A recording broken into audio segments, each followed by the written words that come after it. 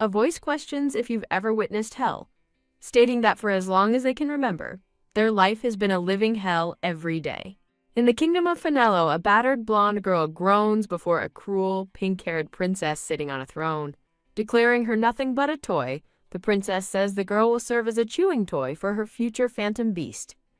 The princess suddenly screams in pain, her thumb bleeding after the blonde girl bites back. A guard rushes to intervene as the princess shrieks at the lowly slave to let go of her leg. With blood on her lips and defiance in her eyes, the blonde girl holds on as the princess screams for help. The princess threatens to have her father kill the guards, unless they get the girl off her immediately.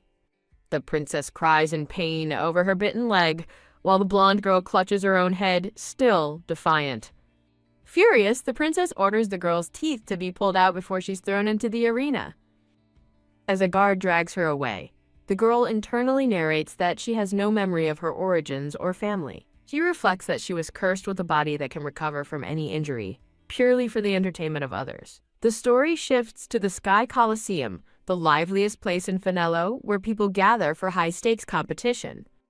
An elegant woman is introduced as a magician, one of the classes that competes in the world. A formidable warrior is shown, followed by a blue-haired woman riding a massive, summoned lion. An explanation begins. The world originally only had magicians with elemental affinities and warriors. Warriors, unlike magicians, rely on intense physical training to continuously enhance their bodily strength. 800 years ago, the continent was invaded by dead spirits, serving a dark god, using strange and irresistible spells. The invasion plunged the world into chaos, with humanity being mercilessly slaughtered by the dark forces. At the height of the crisis, the leaders of the human and orc tribes formed an alliance, giving birth to the first summoners. Humans and beasts formed a life bond, connecting them by blood to share in all glory and hardship. With the orcs' help, the dead spirits were sealed away, but over time, the non-human race's power began to fade. Now, the other races have vanished from the continent, with only a few humans inheriting the rare legacy of the summoner. These rare individuals are sought by phantom beasts, but back in the present, the arena is filled with vicious criminals. A mustachioed announcer cheerfully explains that the criminals serve their sentences by fighting in the competitions. Another prisoner threatens to crush the blonde girl later as she huddles in a cell, beginning to describe her own weakness. She concludes her thought, with no magic, martial arts, or summoning ability, she is the weakest slave in the Colosseum. Her weakness is proven as a man named Jason easily defeats her, his boot on her chest. She is shown being defeated again, this time thrown through the air by the powerful warrior Vale. In another loss, she lies helpless before a massive fireball as Magician Connor is declared the victor. She realizes the audience loves watching her get tortured, as her unique healing physique makes her the perfect spectacle for their depravity. Crawling in agony, she knows that since they can't kill her, her torture is endless. With a sudden, fierce determination burning in her eyes, she makes a silent vow to herself. She swears that she will have revenge on every single person who oppressed her. Feeling dizzy and about to collapse, she hears a voice ask if she wants to leave this place. A mysterious figure in a red hood stands before her, promising to take her from the arena and protect her. The figure reveals himself to be a kind-faced, white-haired man who extends his hand to her. Her thoughts drift to the sky as she realizes her greatest dream of leaving the arena is coming true. She can hardly believe her dream was fulfilled so easily as the man carries her through a beautiful garden. After being cleaned and cared for, she asks her rescuer how she can possibly repay him for his kindness. He tells her that her recovery is the only gift he needs, leaving her stunned by a kindness she has never known. She watches the door close behind him, standing in a quiet, contemplative silence. Clutching her chest, she wonders about the strange, fluttering feeling in her heart, an emotion entirely new to her. As she lies in bed, she accepts her new reality, feeling as though she is becoming a person she no longer recognizes. Her thoughts are suddenly interrupted by a powerful roar echoing from within the room. Her eyes flash open, reflecting a brilliant light as she is startled by the sound. Sitting up in shock, she discovers a magnificent, white-winged unicorn standing before her bed. She recoils in fear, frantically searching for a hidden dagger as the majestic beast bows its head and calls her master. She can only stare back, completely bewildered by the creature's single word. As the glowing creature stands before her, the impossible truth dawns on her. This phantom beast is her familiar. The magnificent winged unicorn introduces himself with divine authority. His name is Dracon. Dracon pledges his life to her as his master, leaving the blonde girl stunned by his power and confused about her own supposed lack of aptitude. He corrects her, explaining that her aptitude is actually far superior to that of other humans. In fact, her power is so great that it has attracted the covetous attention of scumbags. The scene shifts to the pink-haired princess confronting her brother, the white-haired man, demanding to know why he hasn't made a move on the worthless slave he took in a month ago.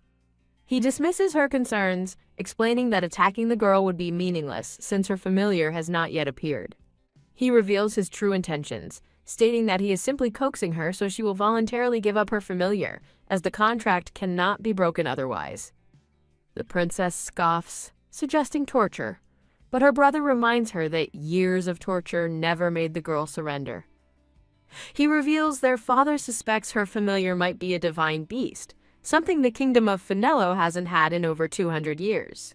Unfazed, the princess confidently declares that when she becomes an adult, her familiar will undoubtedly be a divine beast. Back in the present, Dracon explains to his new master that he saw this entire conversation through a shared memory technique while tracking her scent. Realizing the kindness she received was a lie, the blonde girl's expression hardens with rage and betrayal. With a flap of his mighty wings, Dracon carries her into the night sky, beginning their escape.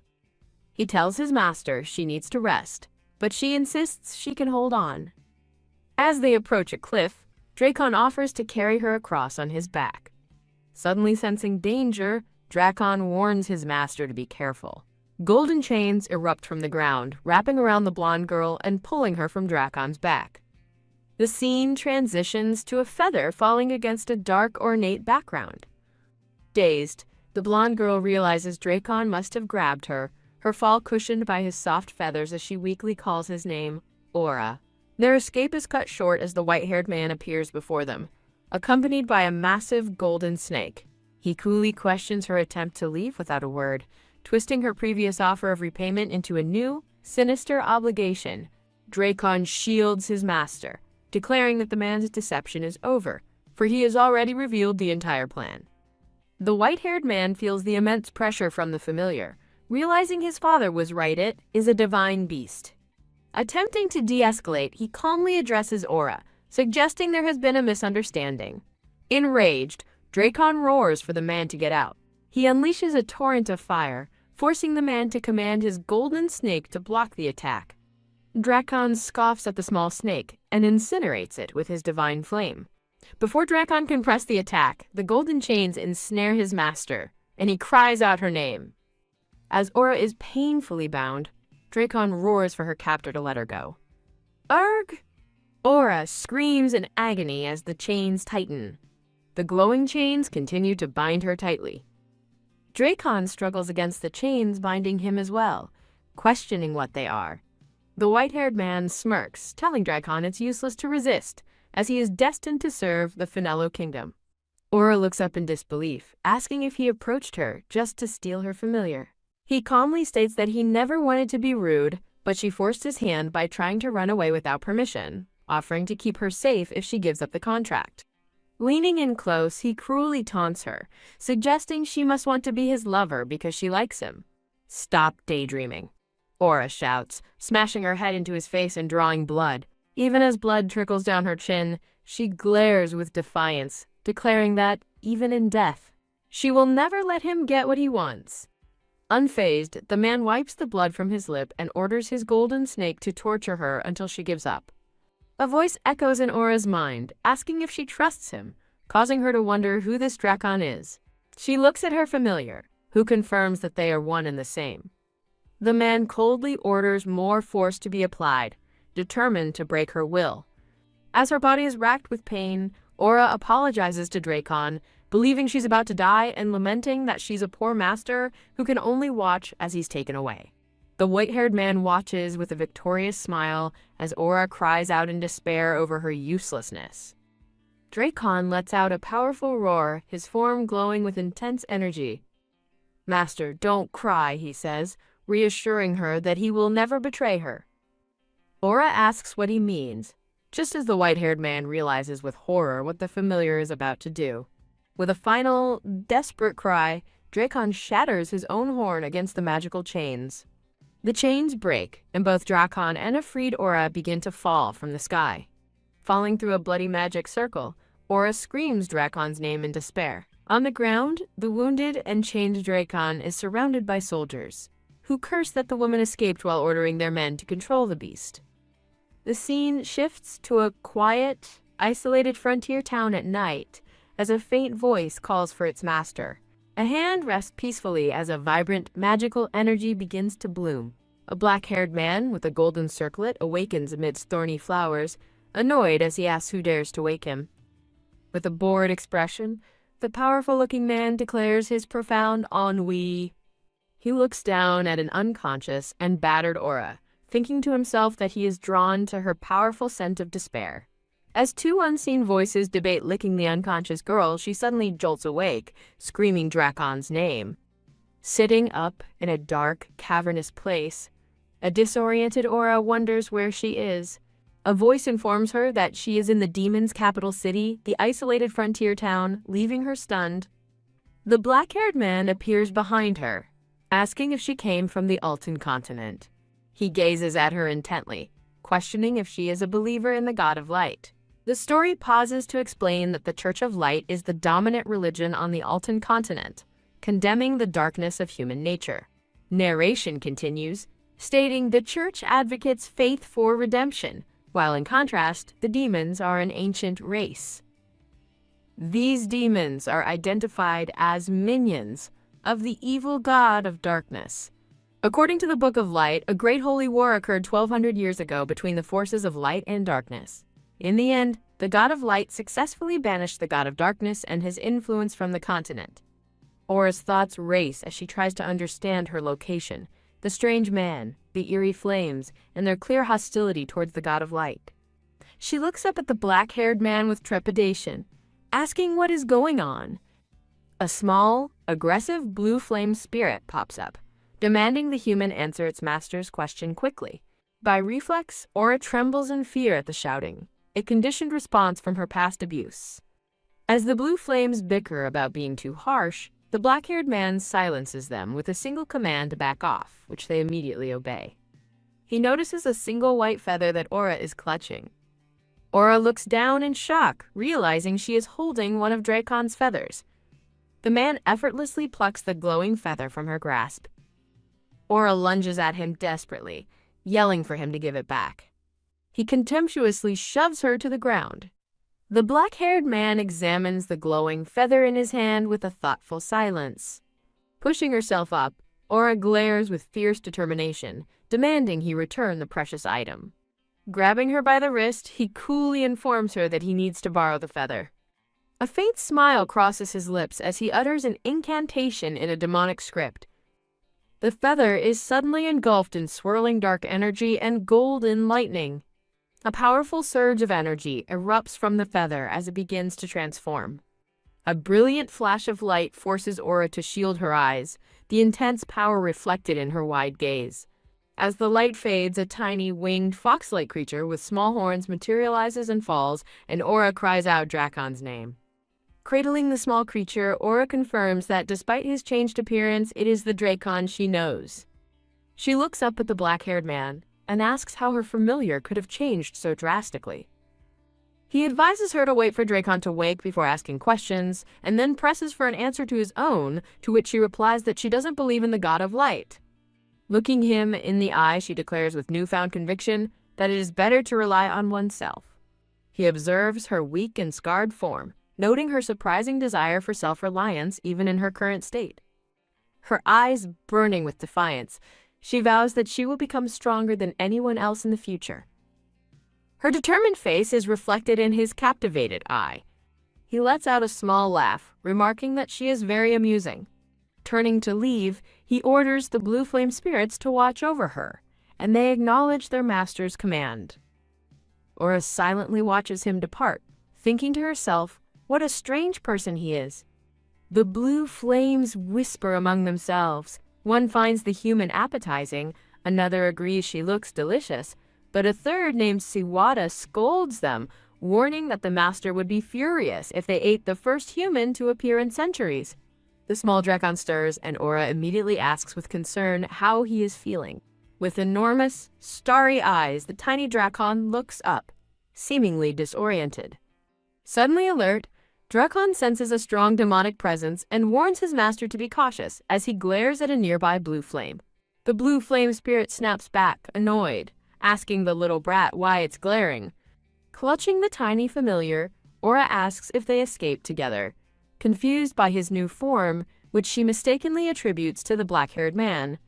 Her expression saddens as she remembers Drakon's sacrifice, recalling how he was trapped by their enemies while trying to help her escape. Drakon explains that he is not his real body but a clone, a secret technique of his clan that possesses the original's memories. The clone continues, stating he has 1/3 of the original's power and used a forbidden technique to save her, though his awakening was delayed by the scarce magic in the area. With dawning horror, she accepts the unfortunate truth. The real Drakon has been captured. Overwhelmed by guilt, Aura blames herself for being too weak, lamenting that she sacrificed her familiar to save her own life. Drakon comforts his master, assuring her his original body would never surrender and is waiting for her to save him, and her expression hardens with resolve. She vows to become stronger, believing that if she can become as powerful as the man who saved her, she can bring Drakon back. The scene shifts to a dark, ominous castle where shadowy bird-like creatures circle in the night. In a grand throne room, the black-haired man lets out a thoughtful hum. He looks down from his throne and asks Aura if she wants to become stronger, to which she firmly replies yes. Looking up at him with conviction, she declares once more her desire to become stronger. She stands before him in the vast hall, pleading for his help and declaring her willingness to pay any price. Intrigued, the black-haired man thoughtfully repeats her words, "Any price, you say?" A confident smirk appears on his face as he leans back on his throne. The blue flame spirits swarm around Aura, eagerly telling their master to take her extraordinary soul, which they find delicious due to its strong scent of hatred. Roar! The tiny Drakon leaps forward protectively, roaring for the spirits to back off. As Aura looks on in surprise, Drakon warns her not to make a deal with demons, insisting his original body would not want this. The black-haired man's hand rests calmly on the armrest of his throne. With a quiet but firm command, he orders everyone to be silent. A crushing pressure radiates from him, and the small Drakon finds he cannot move. The man calmly warns Aura that if she makes a deal with him, her soul and body will become food for the demons. Undeterred, she makes a counteroffer. If he makes her strong, she will bring him more humans, providing an endless supply of souls. But he rejects her proposal, stating that he is picky and only wants her soul, which he's been told is the best. As their eyes meet in a silent test of wills, the tiny Drakon desperately pleads for his master not to go through with it. A thought crosses Aura's mind as she considers that a demon's lifespan is far longer than a human's. She makes her final offer. If he helps her become stronger, she will give him her soul when she dies. A pleased smile crosses his lips as he accepts the deal, impressed by her determination. As dark, swirling energy forms in his outstretched hand, he asks for her name. Aura, she answers, just before the dark energy shoots forward, striking her forehead with a painful "Erg." As Aura clutches her head in agony, the man introduces himself as Damien Calderon. She looks up, her face a mask of confusion. Damien smirks, advising her to remember the name of her new creditor well. The scene transitions to a serene and sunlit garden path. He leads her through a beautiful garden while she tries to process what just happened. Aura touches her chest, sensing a new, vague connection to Damien, one that feels just like her bond with Drakon. "We've arrived," Damien announces, and Aura looks up from her thoughts in surprise. He explains this location has the richest spiritual energy in the region, making it the most suitable place to awaken her magical elements. Shocked, Aura questions if she can even use magic, believing it to be an innate talent that she doesn't possess. Damien confirms her talent is innate, but reveals it appears to have been sealed by someone, preventing her from sensing elemental spirits. Her fist clenches in fury as she realizes the siblings of the Finello Kingdom must be responsible for sealing her powers. As she trembles with rage, Damien turns and calmly tells her to calm down. He warns her that the spiritual energy here is so strong that if her body cannot handle it, she will explode and die. The threat of a gruesome death doesn't faze her. She knows she has already endured fates far more painful. Facing him with unwavering resolve, she declares she can handle it and vows that every bit of pain she endures will be transformed into 10 times the strength. A slight smile touches his lips as he simply tells her, "Come here." They sit together peacefully under the sprawling branches of a beautiful pink blossom tree. Damien instructs her to lower her guard, warning that the more she resists as he removes the seal, the more uncomfortable the process will be. Apologizing, she agrees to do her best, but a feeling of dread washes over her as his hand gently rests on her shoulder. As dark energy surges through her body, Damien thinks to himself that if he moves quickly, she should be able to survive the ordeal. As Damien holds Aura, he feels a trace of the God of Light's power and questions what she is doing, noting the strangeness of the seal on her. He briefly wonders if this human girl was sent by the God of Light, but quickly dismisses the idea, concluding she has nothing to do with him.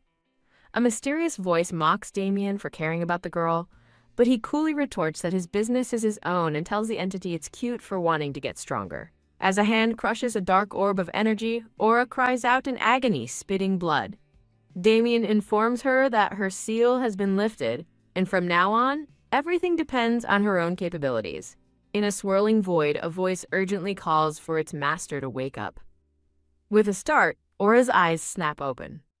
She finds herself floating in a cosmos filled with light, wondering if the brilliant particles are elemental spirits. Aura looks down in surprise at the tiny, wide-eyed Dracon floating beside her. Dracon excitedly confirms that the elemental spirits are all trying to enter her body, and Aura, whose hair appears pink in the magical light, marvels at what it means to have innate talent. A narration explains that while ordinary humans attract one elemental spirit, and geniuses up to 3, Aura's potential is far greater. Dracon proudly announces that his master has obtained 6 elemental spirits: light, dark, water, fire, air, and earth, all of which swirl around her in a brilliant display. With tears of joy streaming from his starry eyes, Dracon declares that his master is the genius of all geniuses. Overjoyed, Aura asks if she's dreaming, but Dracon assures her they are in her consciousness and can use the time advantage to absorb the powers. He promises to be a good substitute for his original body and guide her well. Holding Dracon aloft, Aura is engulfed by elemental energy, reflecting on how she once believed she had no magic talent. The memory of being a helpless ant that anyone could trample flashes through her mind as power surges around her. Now a genius among geniuses, she clutches Dracon to her chest and whispers a heartfelt thank you. Returning to reality, Aura sits under the pink blossomed tree and lets out a sigh of relief. Opening her eyes, she touches her shoulder and realizes her body has grown stronger than before. Damien outlines her new training schedule: magic practice at dawn, followed by afternoon assistance from Octa and others. He adds that once she can defeat them, she will be able to handle most humans with ease. Aura rises, declaring that such a level of strength is far from enough for her goals. Her eyes burn with challenge as she asks if defeating them will earn her the right to be his opponent. Damien smiles, admitting he looks forward to her growth but warning that becoming his opponent would be far too dangerous for her. He offers a new deal. If she can defeat them, he will personally assist her in the next stage of training, a promise she eagerly accepts. The scene shifts to a verdant waterfall, marking the passage of 1 month. 1 month later, Damien trains intently with a sword. In a white training outfit, Aura skillfully parries an unseen attack. During their spar, Damien effortlessly blocks her aerial strike, questioning if her weak physical strength has reached its limit. Recalling her training, Damien thinks of the disobedient little brats and asks Aura if any of them went easy on her. Ignoring him, Aura begins to cast a spell, chanting, "Wind arise." A swirl of green wind magic appears, but Damien, watching from behind, seems confused by her tactic. Suddenly, he's doused with a splash of water, leaving him bewildered as to her plan. The water splashes dramatically across the panel. Damien stands completely soaked, his expression one of pure annoyance. Undeterred, Aura summons lightning, calling upon the Thunder Emperor and telling him to watch her next move. A powerful surge of purple lightning engulfs her body. The battle ends, with Aura collapsed on the ground, in exhaustion, as a frustrated Damien stands over her. As Aura catches her breath, Damien critiques her, explaining that while her idea was good, using too many moves dispersed her power, making a single, decisive strike impossible. Aura looks away, clearly exhausted and frustrated by his lecture. With a flick, he taps her on the forehead. Rubbing the spot, she asks why he hit her again, and he reminds her that tactics mean little in the face of absolute power. He advises her to focus on increasing her elemental power capacity, which would be more beneficial for someone with her talent than complex strategies. Stunned, Aura realizes Damien is the first person besides Dracon to so positively acknowledge her talent. Resolving to rescue the real Dracon, she thanks him. Leaning against him for support, she announces it's time for her afternoon training. Damien gives her an encouraging smile, telling her to go and win. He tells her the sword she's using is unsuitable, and promises that Ak will give her a better weapon from the warehouse if she wins her next match. Aura watches as he turns to leave. As she walks off for her training, she calls over her shoulder, vowing that she will be back to challenge him soon. With a calm expression, Damien decides he will wait and see what she is capable of. As Damien walks away through the pink blossoms, an unseen voice reminds him he'll be alone again when she's gone. A shadowy version of Damien appears, telling him he has been trapped long enough and offering to help him escape if he shares his body.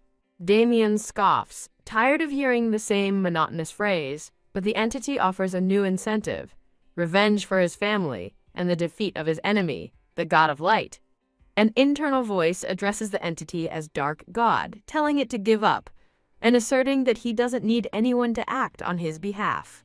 With unwavering resolve, Damien declares that he alone is the one who will control his body. The Dark God taunts him about being trapped forever, but Damien says he'd be glad to. Elsewhere, a voice yells to be left alone to sleep. Thump. The scene cuts to Aura, who is jolted awake with a start. A small purple creature marvels at Aura's rapid power progression, while a large blue demon stands by. Aura asks if absorbing elemental spirits counts as an answer.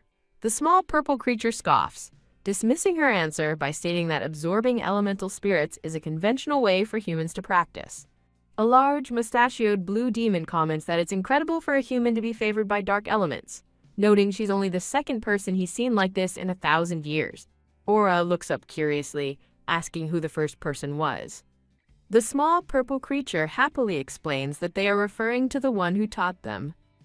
Realizing they mean Damien, Aura is stunned by the implication that he is also a human.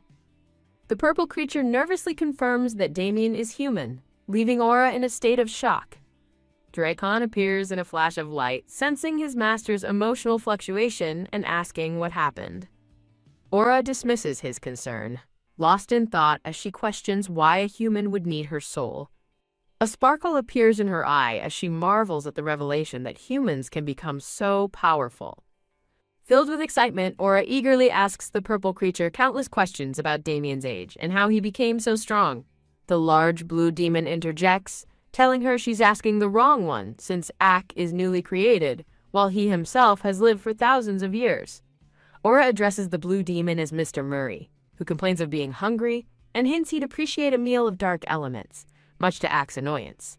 Promising to feed him later, Aura asks him to tell her what he knows, and Mr. Murray agrees, trusting her character. Mr. Murray begins his tale, recalling an event from 800 years ago when their master was just a teenager. The scene transitions, marked by the story's title, shimmering over a magical crest. As crows fly over a desolate fortress, Mr. Murray narrates that none of the demons knew where the master came from. He continues, explaining that all demons wanted to possess the body of a young, shackled Damien who carried the vulnerable aura of the Dark God. Amidst a darkness filled with glowing red eyes, Mr. Murray recounts how even the most powerful and loyal demons were drawn to the temptation. Demonic beasts are shown tearing each other apart. As the narration explains, they fought to the death for the chance to attack the master. Splat! A blood-soaked Damien is shown before his body sinks into a pool of blood. A close-up reveals a glimmer of fierce determination in his blood-stained eye. Now standing over the corpses of giant demons, Damien smirks as Mr. Murray narrates that they never could have foreseen being defeated by a human. Within a short 10 years, Damien devoured every demon, becoming the undisputed master of the isolated frontier town. Back in the present, Mr. Murray proudly explains to Aura and the other small spirits that he survived by pledging his allegiance early. Axe scoffs, retorting that the master simply didn't bother defeating someone so weak, just like he ignores Sawada, leaving another small spirit confused. The small, bat-winged creature defends Sawada, explaining he's not a fool, just slow-spoken, while Aura warns it not to provoke him. Aura ponders Damien's nature, wondering if a human who can live forever and devour demons can still be considered human. Dracon reveals that his inherited memories identify this isolated frontier town as the lair of the Dark God, which was destroyed 1,000 years ago. The realization dawns on Aura that they are no longer in the Altan continent, a fact Dracon confirms. Damien suddenly appears, asking if she wants to return to the Altan continent and reminding her their agreement didn't include that. Aura acknowledges the terms of their deal, but explains that she must rescue her companion who is waiting for her. With desperate eyes, she begs him to tell her how to return, promising to work hard and fulfill her commitment to him. Damien looks down at her, silently contemplating her heartfelt plea. Aura presses on, eagerly offering to fulfill any other requests he might have. He explains that the isolated frontier town is the Dark God's tomb and exists within a dimensional rift, meaning there is no way in or out. Distraught and crying, Aura desperately begs for his help, promising she will do anything he asks. Damien gently places a hand on her head, telling her to calm down. He explains that others have made requests before, some were devoured, while others, like Ak, were forced to stay here forever. When Aura questions Ak's origin, Damien smiles and explains that after Ak's human host died, he created a new hawk-like body for him to serve as his aid. His gaze softens as he tells her that among all those who have come before, she is the most special and the first one to make a request of him. He looks at her with a gentle smile, admitting that her presence makes the boring dead city feel lively, leaving Aura momentarily stunned. Damien cups Aura's chin, telling her to forget the Altan continent and stay with him to have everything she could ever desire. With a confident smirk, he offers her power and immortality. Aura thinks back on her journey, realizing she has only survived this long because of Dracon's sacrifice. Her expression hardens with resolve, as she declares she cannot abandon her past and must save him. She turns and runs away through a grove of pink-blossomed trees. Damien watches her go, his thoughts and expression unreadable as petals fall around him. The scene darkens, filled with shimmering fragments that suggest a passage of time. Floating over a pond amidst the blossoms, Aura is enveloped in crackling golden energy as Dracon watches from nearby. Dracon sweats profusely, panicked as he warns Aura that continuing to absorb the energy will cause her elemental pool to burst. Ignoring his pleas, Aura continues her meditation as a frantic Dracon begs her to stop. A close-up reveals Aura's eyes blazing with golden power and unwavering determination. Surrounded by the lingering energy, Aura tells Dracon they have been trapped for 3 months and asks if he can still sense his original body. As Dracon sadly admits he doesn't know, Aura recalls Damien's warning, but steels her resolve to become stronger and find an escape. Clenching her dress, she worries that following the normal path of cultivation will trap them forever and only cause Dracon to suffer. She explains that burdening him would be worse than death, and asking him to trust her, promises she won't be easily defeated. With her eyes closed, she focuses her power, compressing the golden energy into a glowing orb between her hands. Ah! She gasps as a sudden force violently throws her head back. Ah, she screams in agony as dark, thorny energy erupts from her body, piercing her from within. Dracon screams for his master as the scene is consumed by darkness, displaying the story's title over a magical crest. Bloodied and bruised, Aura opens her eyes to find Damien looking down at her, remarking on her tenacity for surviving. He stands over her in the starlit forest, coolly asking why she came here. Damien explains that he sensed her life was in danger and came to see if it was time to finally harvest her soul. Despite her injuries, Aura glares up at him, vowing that she will not die until she has accomplished her goal. He scoffs at her pride, reminding her that her elemental pool burst and her blood vessels shattered, leaving her on the verge of death. Lifting her chin, he tells her that if he had arrived just a little later, she would not have woken up at all. Damien turns away from the injured Aura, noting with a grimace that she shows no sign of remorse for her reckless actions. He walks away, leaving her alone in the moonlit grove. Dracon flies into Aura's arms, telling her that she nearly scared him to death with her dangerous training. Aura quietly embraces her worried familiar, her expression still heavy with pain and exhaustion. She suddenly looks down in shock, asking about Dracon's body as it begins to glow. He solemnly says that it's finally time. Her eyes widen with terror and disbelief as she stammers, "No." She desperately begs him not to go, clutching his fading, glowing form to her chest. Blue lightning erupts from Dracon's body as a narrator explains that a companion beast's sacred mission is to protect their master. Aura tearfully pleads for Dracon not to leave her, but her cries are interrupted by a disembodied voice mocking her heartbreak, causing her to demand who is there. A mysterious voice from the trees tells Aura it's merely a passerby, but offers a crucial piece of information. It knows how to leave the isolated town. Aura challenges the voice, questioning its claim when even Damien is trapped, but it asserts that it can sense things he cannot. As bats fly across the crescent moon, the voice taunts Damien for pretending not to see Aura's tears, claiming it is doing her a favor. The voice reveals a plan. During the blood moon tomorrow, when Damien is weak, she must take his weapon to the central courtyard and insert it into the throne as moonlight strikes, opening the barrier. The voice gives a final warning, telling her she only has one chance and must not fail to seize it. The scene shifts to a desolate, rocky wasteland where Aura stands alone, contemplating the mysterious offer. A voice suddenly calls out her name from off-screen. Ak, a blue shark-like demon, and the bat-winged creature appear, with Ak asking why she's sitting there and explaining they were worried about her.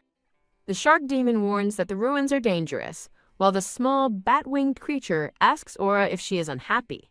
As Aura asks if they truly care for her, Ak dismisses her, but another spirit explains they're simply following their master's orders to look after her. Aura smiles warmly and hugs the bat-winged creature, seemingly touched by their concern. She hops down from a ledge, reassuring them she was just lost and waiting to be found, as the small shark demon advises her to stay put for the next 2 days. When she asks why, the demon explains that the darkness element will peak tomorrow night and newly born demons won't be as kind as them. Aura listens intently, a thoughtful expression on her face as she hugs the small, bat-winged creature.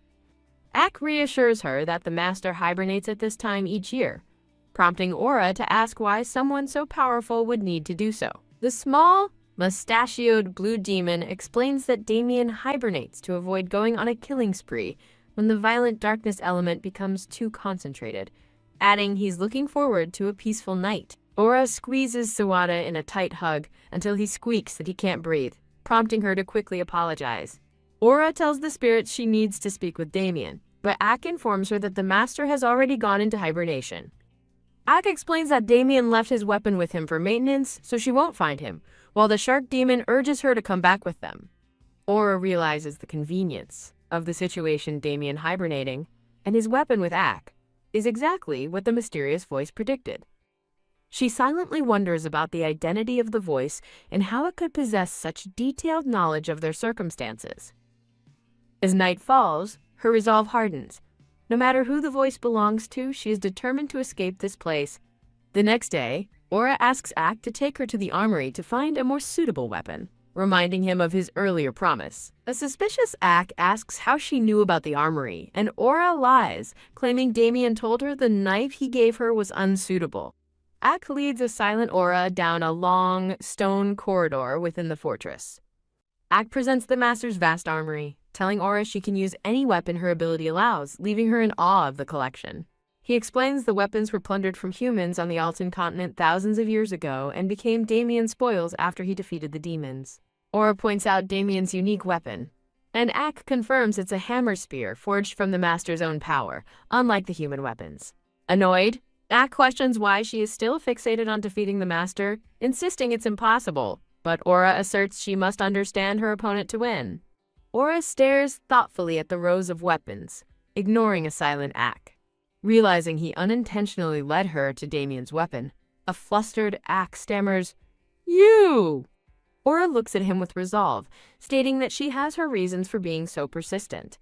Giving in, Ak flies off, warning her just not to anger the master, who is terrifying when enraged.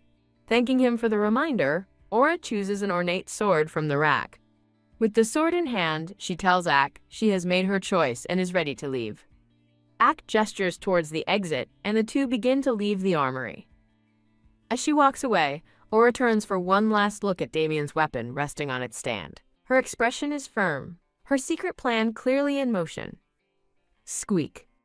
The armory door closes, leaving Damien's hammer spear in the darkness. Later that night, under a dark sky, bats fly over the fortress walls. The armory door creaks open again as Aura returns, her entry marked by a crackle of golden energy. Arcs of golden lightning flash across the room, illuminating her target, Damien's weapon. She grasps the heavy weapon, wondering about its weight, but finds herself unable to budge it from its stand. Determined, she decides to use her elemental power, her eyes glowing with golden light. Pouring her energy into the weapon, she envelops it and herself in a torrent of lightning. Her grip tightens as the powerful weapon finally begins to shift. "It's coming out," she exclaims, her face lit with success as she pulls the weapon free. Suddenly, a voice from the doorway shouts, "Stop!" Ak appears in the entrance, furiously demanding to know what she is doing as the story's title appears. Holding the powerful weapon, Aura calmly tells him she has urgent business and must borrow it. Ak is livid, ordering her to put down the master's weapon and offering to forget this happened if she complies immediately. Ignoring his demands, Aura closes her eyes, her decision made. Turning away from him, she quietly apologizes to Ak. "I must borrow this weapon," she declares, unleashing a blinding wave of golden light energy. Ugh. Ak recoils in pain, crying out that he can't stand light elements, which are a natural weakness for dark creatures like demons. Seizing the opportunity, Aura swings the heavy hammer spear over her shoulder. She makes a break for the door, running past the weakened Ak. An enraged Ak shouts that he was only going easy on her before, but now he's serious and will fight with all his power. An intense energy builds as Ak prepares to attack. Blinded by a sudden flash, Aura shields her eyes, confused by the unexpected assault. "Oh no," she thinks. Stunned to see Ak has transformed into a giant, monstrous version of himself. The massive creature lunges, roaring, that she can't escape as Aura realizes it's too late to dodge. With a grimace, she raises the weapon just in time to block his enormous claw. The giant Ak grabs the weapon and tries to wrench it from her grasp as Aura struggles against his overwhelming strength. Focusing her power, she begins to activate a technique called Sing Praise. A massive explosion of golden lightning erupts from Aura, blasting the giant demon backward. Bang! The golden lightning attack collides with A's giant claw, sending out a shockwave. Ow! Reverting to his small form, Ak cries out that the impact shattered his claws. Oh no! His eyes widen in shocked realization. Ak panics outside the armory, crying that she got away and his master will surely kill him for this failure. He quickly flies off in pursuit, determined to catch up with her. Ak blames himself, wondering how Aura could even use the master's weapon, and concluding he is too weak to have stopped her. Huff Aura pants as she runs through an ornate, glowing white corridor. Breathing heavily, she holds the hammer spear with grim determination.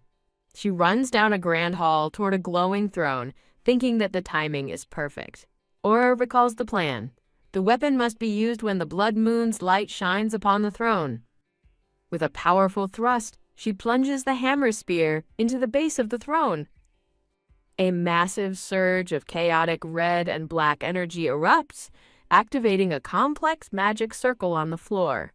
Her eye reflects the brilliant, overwhelming surge of power. Suddenly, a man in elegant white and gold robes appears behind her, calling her Orla. She turns in shock, gasping his name, Damien. He stands before her amidst the swirling red energy of the activated magic circle. Damien's voice taunts her, asking why she doesn't leave and if she thinks his false form can stop her. She realizes with a start that the man before her was just a decoy. Closing her eyes, Aura whispers a quiet apology. Her resolve hardening, she turns and declares she must go back. She is swept up in a vortex of red magical energy, seemingly teleporting away. A tendril of red energy yanks the weapon from the throne's base. The hammer spear flies through the air, now glowing with golden energy. The real Damien appears in the throne room, effortlessly catching his weapon. Groll appears beside him, shamefully apologizing for failing to stop Aura from reaching the throne. Daiki tearfully complains that Aura still wants to leave after all their time together, not even seeing them as companions. Damien stands silently as Ak nervously stammers his master's name. Ak cries, believing his master is so angry he won't even punish him and must have feelings for the damn human trickster.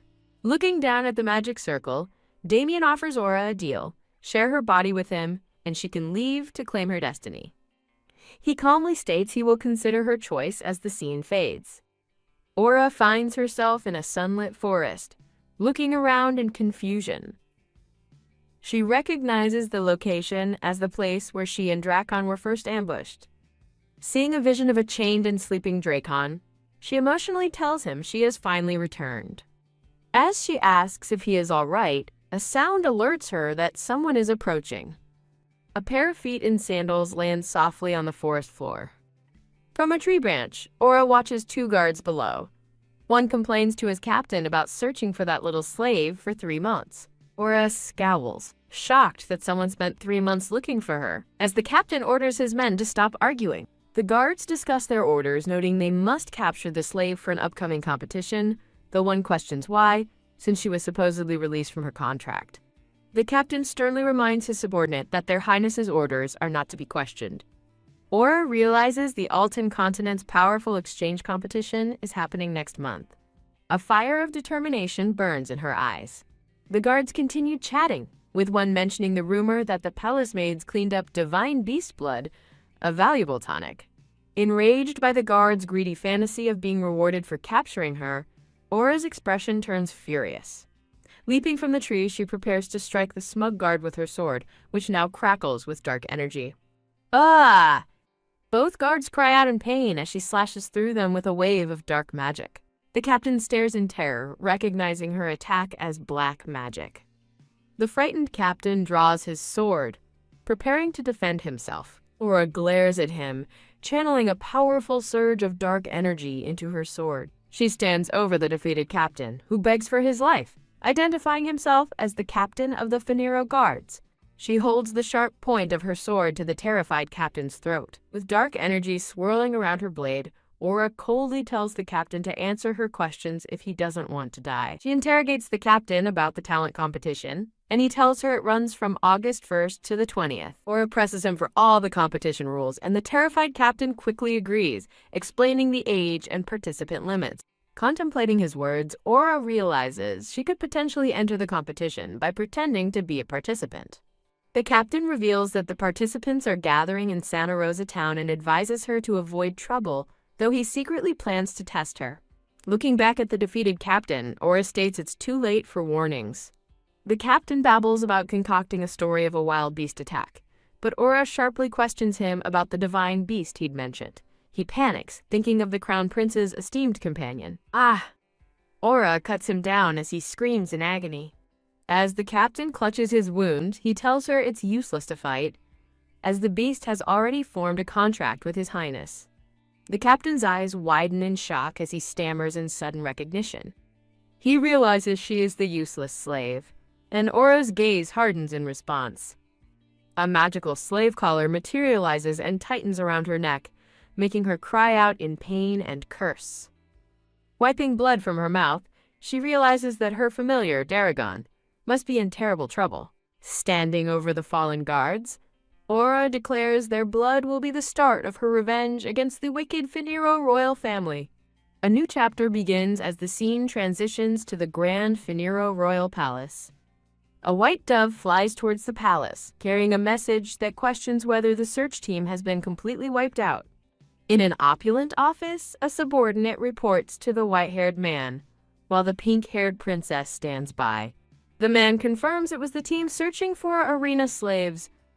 The princess, Sophia, cheers that the wretch is alive and must have found new allies, but the white-haired man silences her.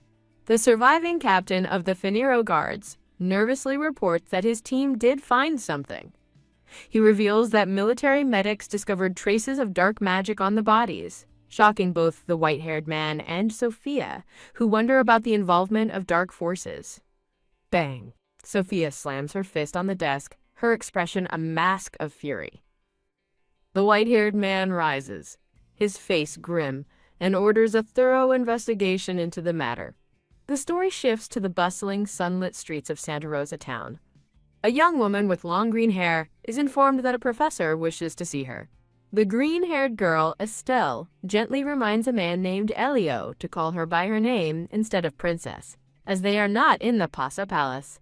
The man with long, light blue hair is formally introduced as Elio. Estelle notices Elio looking at a bulletin board and asks if it's a wanted poster. He confirms it is, and she expresses her curiosity. The poster shows a battered Aura, wanted for a 5,000 bounty, noting that despite her weak appearance, she has the highest price on her head. Elio wonders if she only looks weak, while Estelle agrees. As a cloaked figure passes by, Elio privately thinks his intuition says the girl on the poster is truly weak. The cloaked figure, Aura in disguise, thinks to herself that infiltrating the palace will be more difficult than she expected. Realizing she needs a new plan quickly, she hurries away through the crowd. Startled, Estelle lets out a cry as she notices something in the reflection of her glasses. She calls out, "Wait," and gestures toward the cloaked figure who just passed. Estelle urgently tells Elio to stop that person. Elio moves swiftly to block the cloaked figure's path, asking them to hold on. Startled and nervous, the disguised Aura wonders why these two foreigners have stopped her. Estelle cheerfully introduces herself and her cousin Elio, explaining they are visitors from the Pasa Kingdom for the talent competition. Leaning in close, Estelle asks the cloaked girl if she's also a foreigner and suggests they become friends. Lowering her hood, Aura reveals she has transformed her appearance to have black hair and pink eyes and introduces herself as Siwata, internally apologizing to the real Siwata for borrowing her name. Estelle marvels at Siwata's beautiful pink eyes, a color she's never seen before, and a flustered Aura meekly confirms it. Internally, Aura frets that she unconsciously copied Damien's unique appearance. Externally, she lies and claims everyone from her village looks this way. Estelle puts a friendly hand on Aura's shoulder, observing that her people must rarely travel. As Estelle asks if she's traveling alone, Aura instinctively flinches and slaps her hand away. A cartoonish panel shows Estelle's shocked expression and Aura's wary, cat-like hiss of alarm. Aura quickly apologizes, explaining that she overreacted because she's not used to being so close to others. Estelle laughs it off, saying she should be the one to apologize for being too forward and startling her. Aura confirms she is traveling alone, adding that everything in the town is unfamiliar to her. Understanding, Estelle gently takes Aura's hand. Estelle happily hugs the arm of a very flustered and uncomfortable Aura. Asking if Aura has a place to stay, Estelle offers her own spacious room when Aura says no, prompting Elio to protest, "Princess!" As Elio suggests that Miss Sawada has her own matters to attend to, a cartoonishly panicked Aura internally shrieks at being called princess. Estelle cheerfully dismisses Elio's concern, certain Siwada would like to stay with her and asking for confirmation, leaving a hesitant Aura to ponder. Realizing this is her chance, Aura concocts a story about wanting to join the talent competition, but being unable to qualify because her village is too small. Estelle praises her bravery. Elio explains that the competition starts in 15 days, and that she can sign up at the arena. He continues, revealing that Finero has allocated one competition slot to the arena to attract talent, and the ultimate winner will represent the kingdom. While Estelle warns that the competition has already reached a fierce stage, a grateful Aura thanks them for the very helpful information. Announcing she must register now, Aura says goodbye and turns to leave, but Estelle quickly grabs her hand, shouting, "Wait!" Estelle worriedly asks if she's sure about this, warning she could lose her life, but Aura confidently states it's time to evaluate her training. With a bright smile, Aura promises to treat Estelle to a meal after she wins the arena match. As they watch Aura depart, Elio reminds Estelle that they must return soon, or the professor will be worried. Estelle pouts, calling Elio boring for not even asking why she had him stop Aura in the first place. Estelle confirms her ability didn't work, and finds it strange that Sawada was so wary of her during their first meeting. Puzzled, Elio asks what's so special about Sawada, but Estelle just smiles, finding it all very interesting and inviting him to watch the match tomorrow. With a cheerful point, Estelle finalizes her plan to watch the match. Elio looks on with a serious expression and agrees. The scene shifts to the grand arena reception, where Aura approaches the desk and states her desire to register for the talent competition. The registration official presents a participant agreement, explaining the fee is 50 universal coins and that the arena bears no responsibility for death. Aura admits she doesn't have universal coins and asks if she can pay with something else. An unseen person rudely tells her to get lost if she doesn't have money. As the registration official slyly offers her a job serving him instead, a large, muscular man appears, telling her to follow him to enjoy the good life. The official identifies the man as the famous local boxer, Mr. Jason, who has won quite a few matches. Aura scoffs, questioning if bullying the weak is what the strong do, and calling it cowardice, shocking the official. The scene transitions through a dark, ornate purple pattern. Enraged, Jason demands to know who she's calling a coward, but Aura, now emanating a powerful golden aura, coldly tells him to get lost. Jason screams in agony as he is blasted by Aura's powerful dark magic, which crackles around him. Standing over the groveling Jason, Aura mocks him for not being able to endure a little pain, calling him a big-mouthed coward.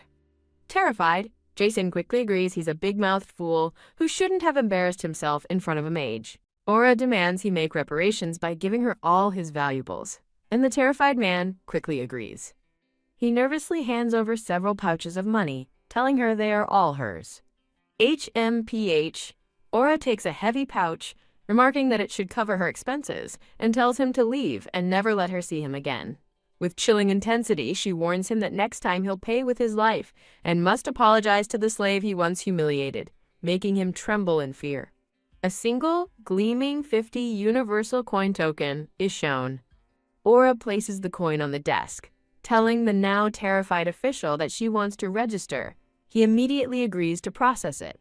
The official informs her that her opponent tomorrow at 8 a.m. will be the 19-year-old freelance mage, Miss Kana. Heh? Aura smirks as she realizes she's about to face another old acquaintance. She asks if defeating Kana will qualify her for the competition, and the official confirms that Kana is a level 3 mage, the strongest in the arena.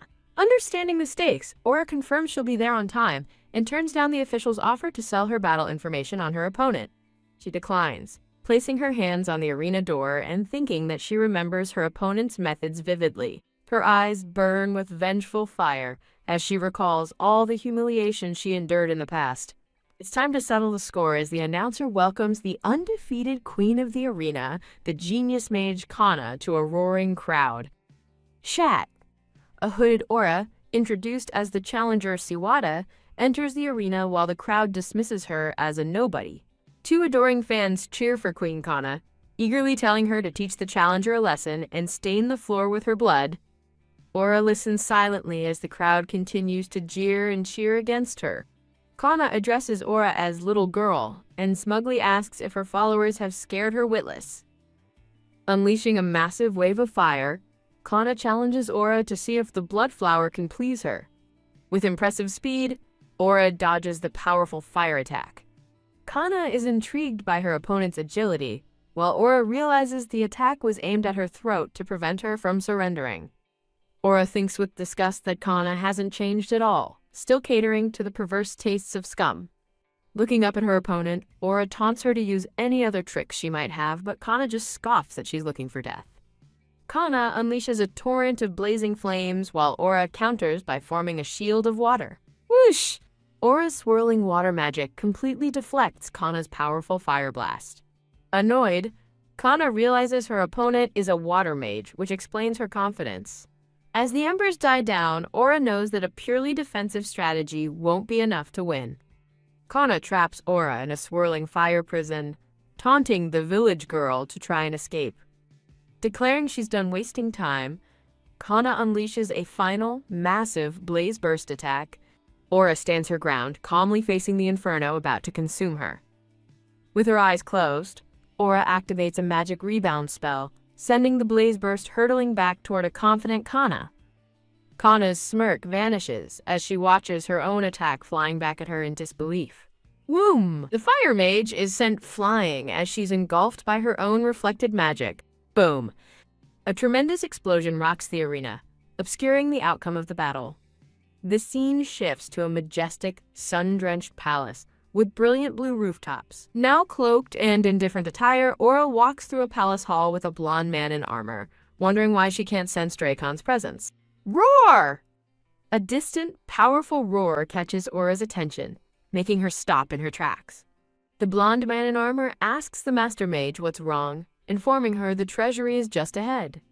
Aura asks about the roar, and the man dismissively explains it's just from the nearby beast taming room.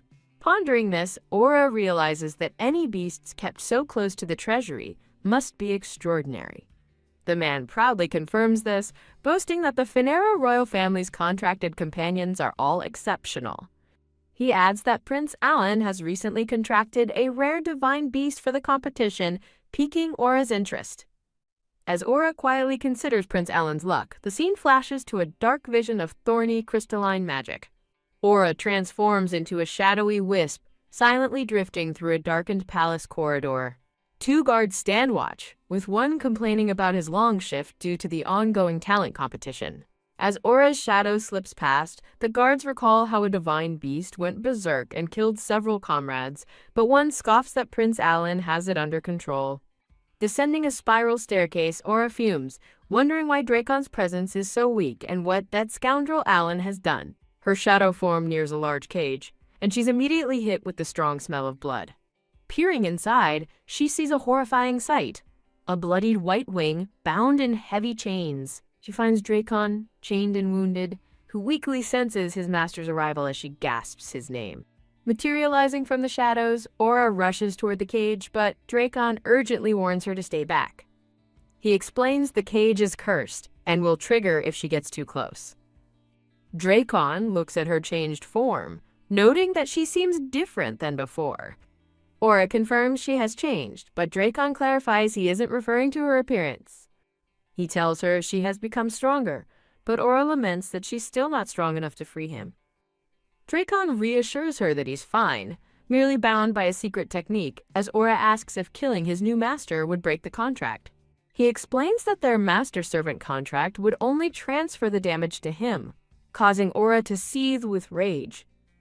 Urging her to leave the dangerous area, Dracon promises his master he will find a way to break free. With tears in her eyes, Aura promises Dracon that she is no longer a weakling and will find a way to save him. Her fierce determination is reflected in Dracon's weary eye. Touched, Dracon thinks how it warms his heart to know she's been thinking of him as the scene transitions away.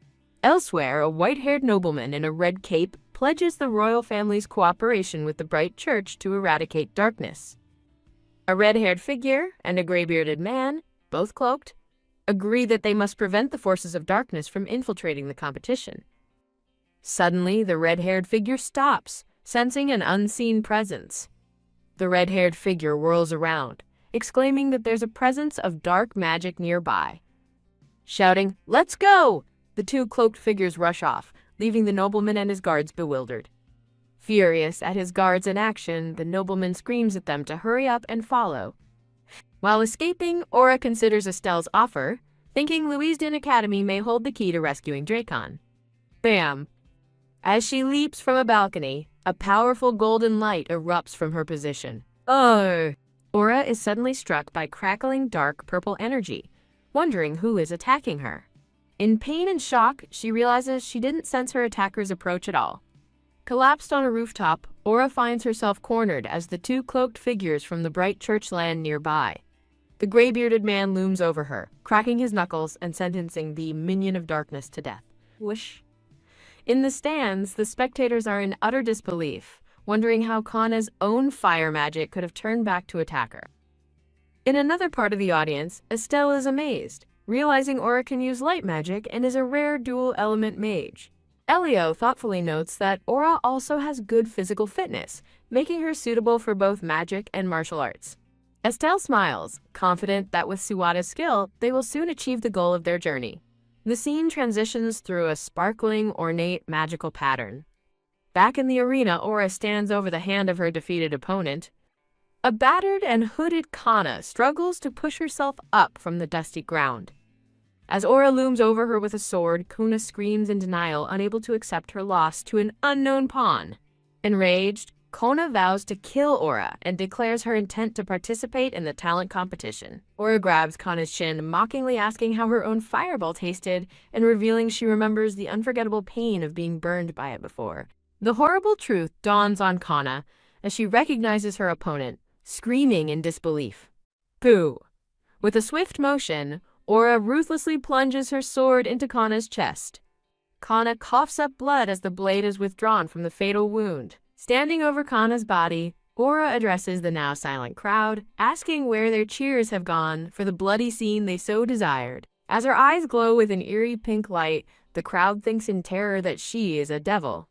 The spectators flee in a panic, screaming that they'll be killed if they don't run. Later, in the arena rest area, Estelle excitedly greets Sawada, telling her she was cool. Aura is surprised to learn she was in the audience.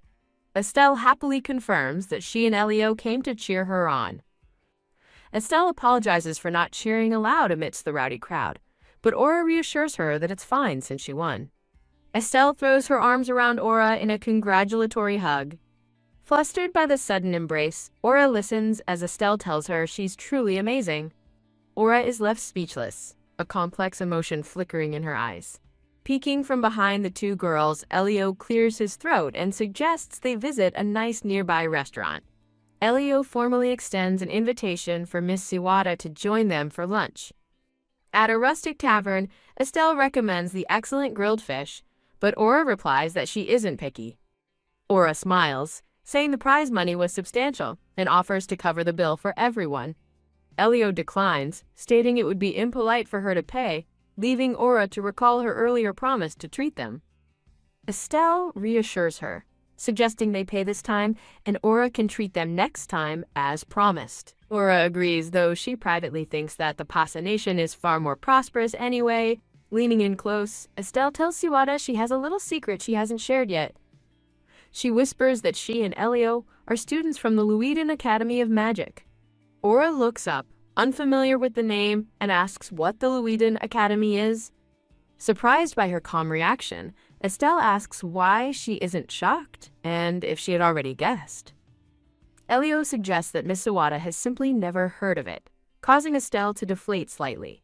Aura confirms she hasn't heard of it and apologizes, explaining that news doesn't travel to her isolated hometown. Estelle accepts her explanation, agreeing it's possible if she's from a very remote place. Brightening up, Estelle offers to give her a brief introduction to the famous academy. She begins a story from 800 years ago, when humans, orcs, elves, and dwarves united against an undead invasion. The war was costly, and all the allied races suffered heavy losses. During that dark time, the strongest human mage called for unity among the races to secure their future.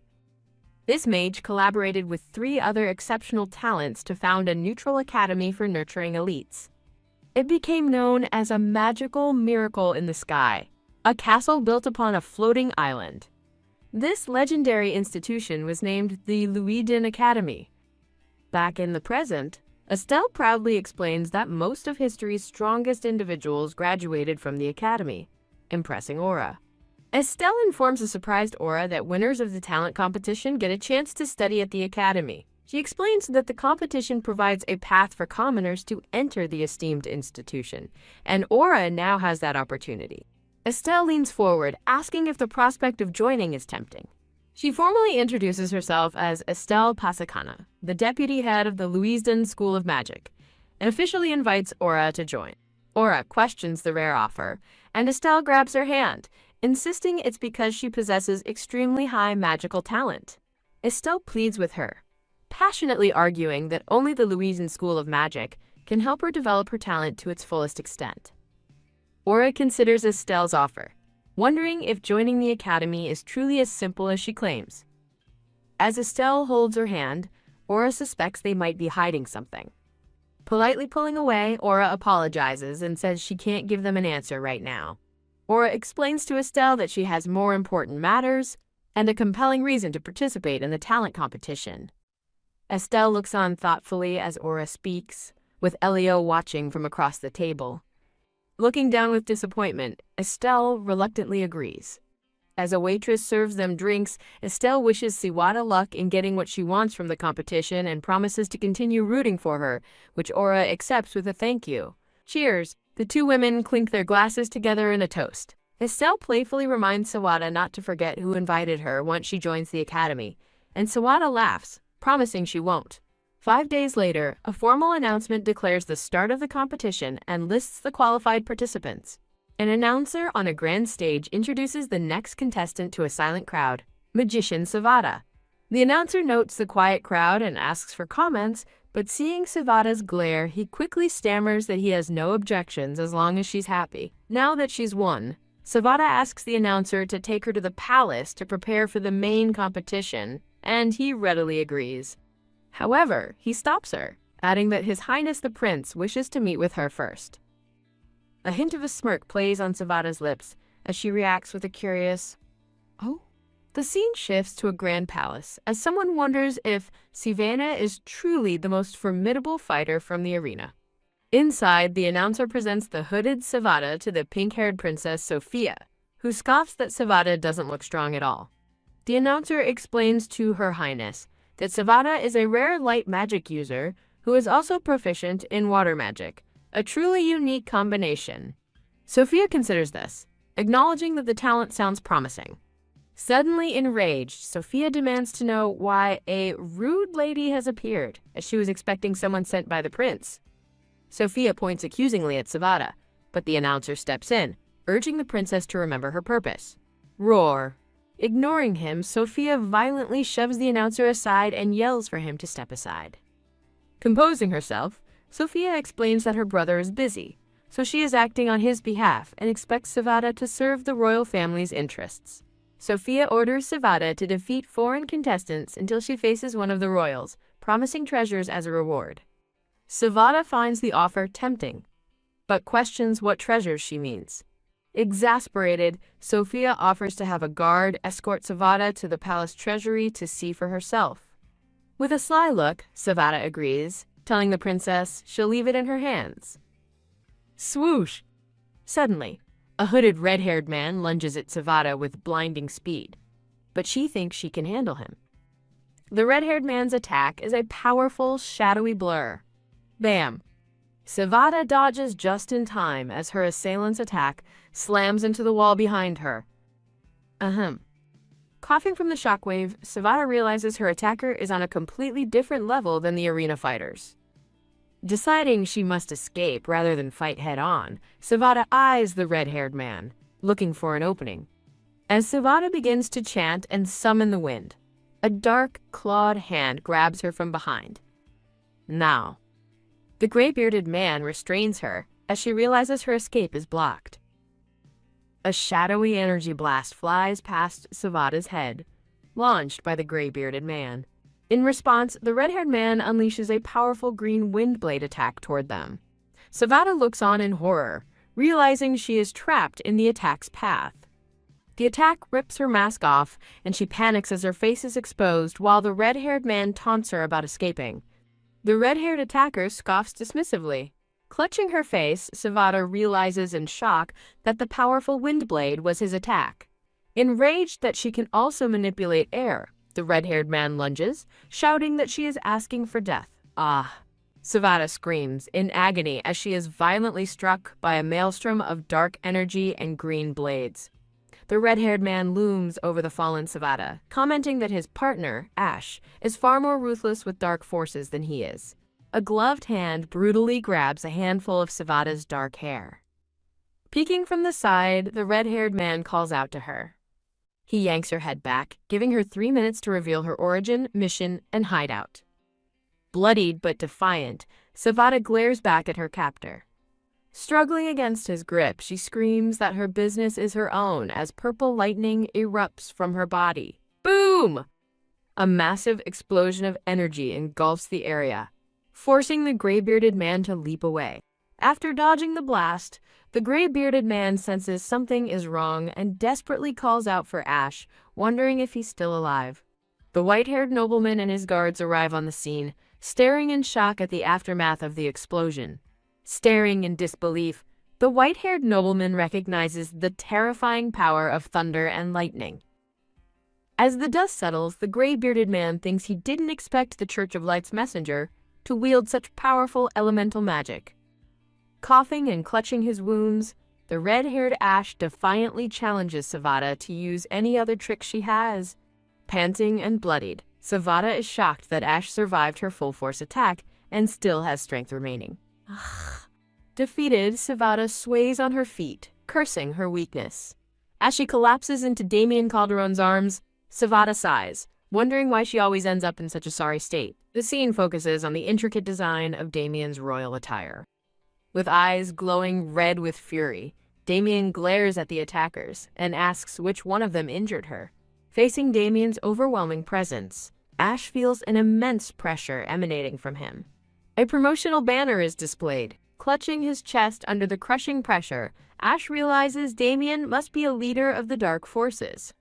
A telepathic voice warns Ash not to act rashly, but he glares defiantly. The gray-bearded man tells Ash they are no match for him and that they must retreat to report to the High Priest. As they turn to leave, Damien coldly asks if he gave them permission, summoning a glowing blade from his necklace. A swirl of blue energy ensnares the gray-bearded man, stopping his escape. With a simple command, Damien orders them to come back. Crash! The red-haired man is violently thrown to the ground, and Damien demands to know who he is. Damien declares his foe a nuisance, and states that he will be the one asking the questions now.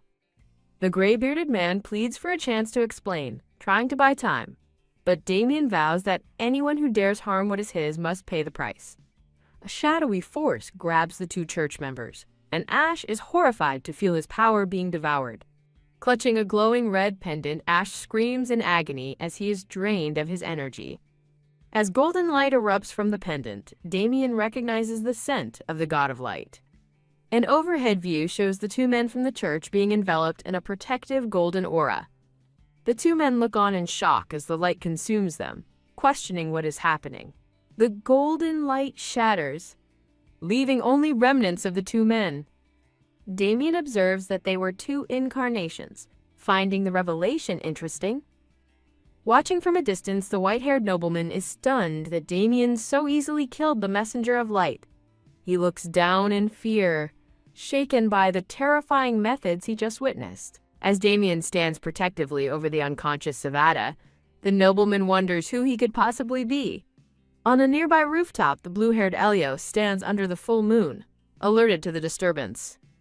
Elio is shocked to realize he was detected from such a distance, concluding that his opponent's strength is immeasurable.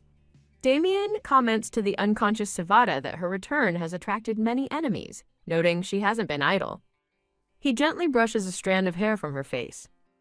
With a faint smile, Damien tells her that she has done well. In a flashback, the white-haired nobleman enters a dark chamber, startled by a noise and wondering about the divine beast within. He dismisses the massive winged unicorn as just a beast, before recognizing it with Astartes Drakon. He yells for Dracon, then raises a whip over a captive Aura, threatening to drain the beast's blood if it doesn't behave. Crying out in terror, Aura throws herself in front of Dracon, pleading for the nobleman to stop. As the whip passes harmlessly through her body, she wonders if she's a ghost they cannot see. The white-haired nobleman laughs cruelly, declaring that if Dracon is so devoted, it can join the useless girl in hell. Aura watches in horror as the whip strikes Dracon, realizing it passed through her as if she wasn't there and wondering if she is already dead. Crying, she refuses to accept dying at the hands of strangers, knowing she has too much left to do. Overwhelmed with despair, Aura screams that she cannot accept her fate. Sobbing in her sleep, Aura is gently roused by Damien's voice telling her to wake up and not to cry. Opening her eyes, she is startled to see him and calls out his name. Damien asks if she is surprised, and she thinks to herself that she also feels guilty. She recalls disobeying his orders to leave the city to rescue Dracon, a foolish plan that nearly cost her life. Looking up at Damien, she thanks him for saving her life once again. Damien states that her soul is pledged to him, so no one else can take her life. Aura reflects that their bond is merely transactional before asking if he truly left the border city.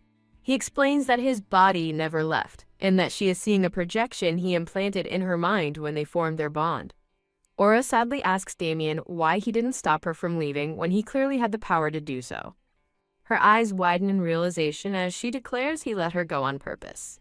Damien thinks to himself that she's not entirely foolish. Damien explains that he didn't want her trapped in the dead city with him, and that she should focus on her cultivation now that she's out. Blushing, Aura asks what his true intentions are. But Damien simply looks down at her as she becomes flustered. Aura states that she won't probe his thoughts, and knows she's insignificant, but offers to serve him in any way she can for saving her life. Damien tells her to get stronger, explaining that more energy will nourish his projection. Aura vows to work hard for his sake. He then asks if she has managed to rescue her pet yet. Annoyed, she retorts that Dracon isn't a pet, but her bonded beast and her only family. Damien notes that rescuing Dracon will be challenging with her current strength, but Aura defiantly insists she won't give up. Looking up at the starry sky, Damien smiles and accepts her resolve. Suddenly, shimmering white feathers begin to float down around a surprised Aura. Damien catches a feather, enveloping it in dark purple energy as he begins a mysterious incantation. As the energy swirls, he commands the entity to reveal itself, and a small, fluffy white creature with golden horns materializes. The creature floats into her arms as she joyfully cries out Dracon's name. Damien explains that Dracon has returned to a form where he can regain his vitality. Overcome with emotion, Aura hugs him, saying how much she missed him. A single tear falls from her eye in a moment of relief. Recalling that Damien's true self is in the border city, she worriedly asks if his projection will disappear too. With a piercing gaze, Damien asks if she wants him to disappear. Startled by his question, she immediately shouts her denial. Looking away bashfully, she insists that's not what she meant. Damien observes her fear and reflects that it's been a long time since anyone cared so much about him. He gently pats her head, thinking it doesn't feel bad, and tells her he'll always return as long as she has enough energy, also revealing that someone unsuccessfully tried to probe her mind.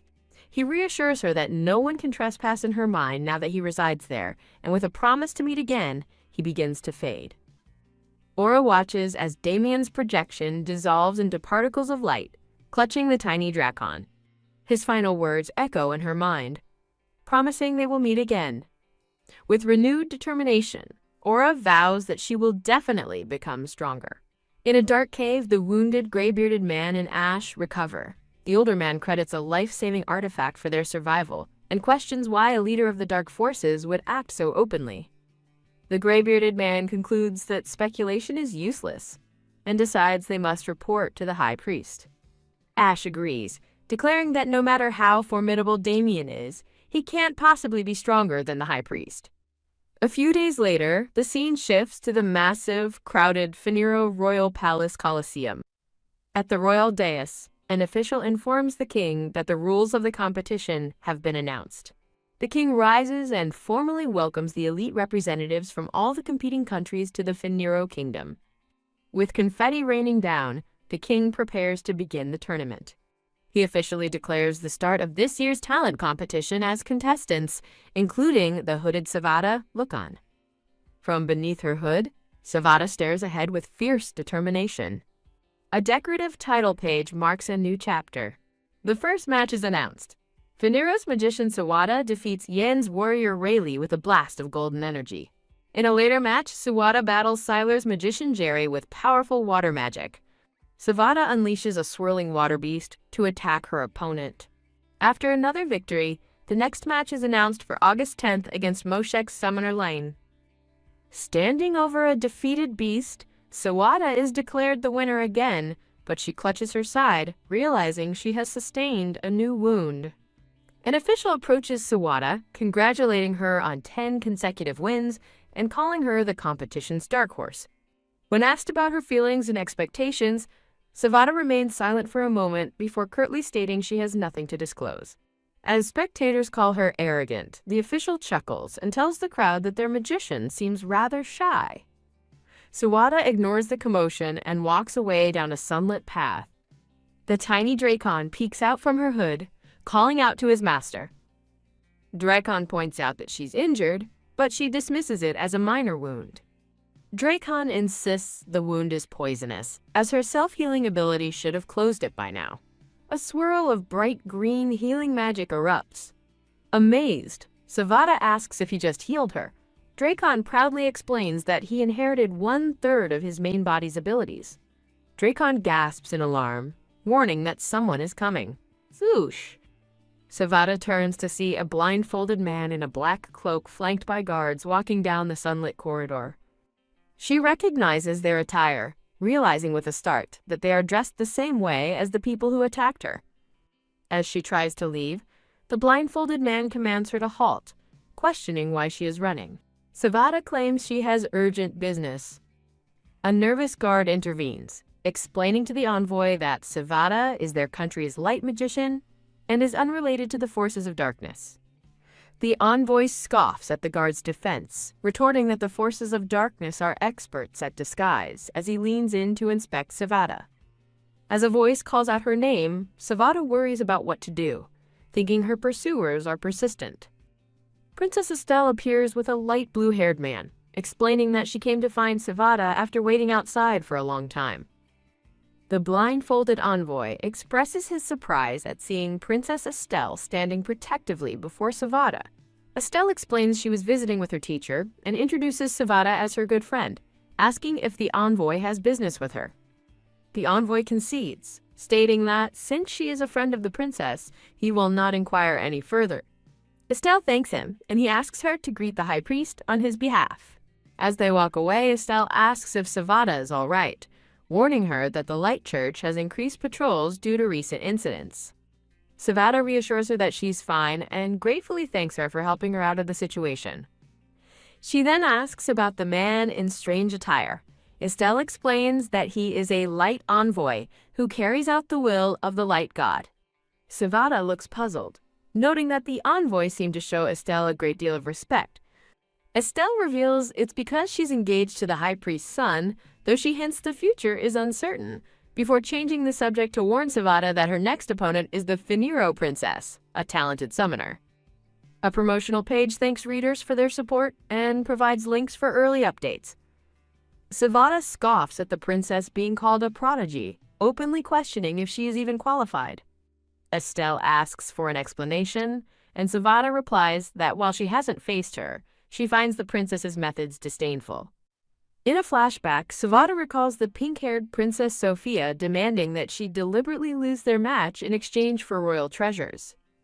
Estelle asks if that was the extent of the offer, finding it surprisingly small for a royal.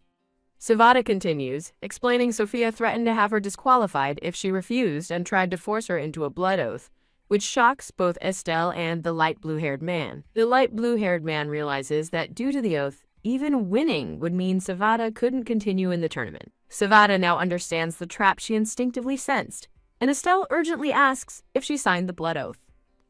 Savada explains that Sophia seems to have been held up and has only sent subordinates with gifts, not appearing herself.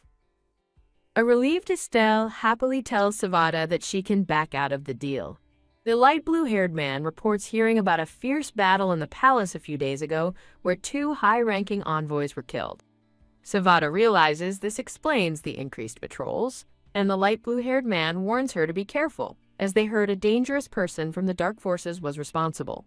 Estelle promises to support Savada as a representative of the Pasa Kingdom if she defeats Sophia, telling her not to let her down. The light blue-haired man's inner thoughts question how Savada, who has no trace of dark elements, fought with light envoys and was rescued by a mysterious person.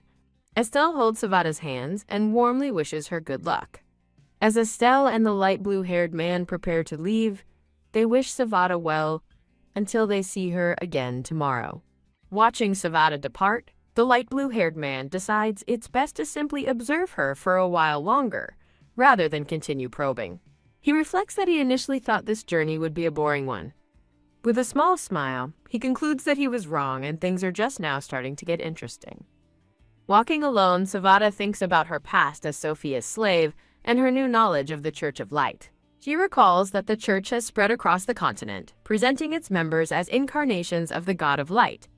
Infiltrating nearly every kingdom, they stand in direct opposition to the dark forces, who have been abandoned by most people. A dark chamber is shown as Savada remembers that the dark forces are said to worship the God of Darkness. This evil deity was defeated by the God of Light, but necromancers and demons still threaten the mainland. Savada realizes her attackers must have mistaken her for one of the dark forces, which explains their viciousness. Clenching her fist, she thinks their death at Damien's hands was too easy, prompting Dracon to call out to her. Dracon offers to help in the next day's match, but Savada silences him, warning that he can't cause trouble or her identity will be exposed.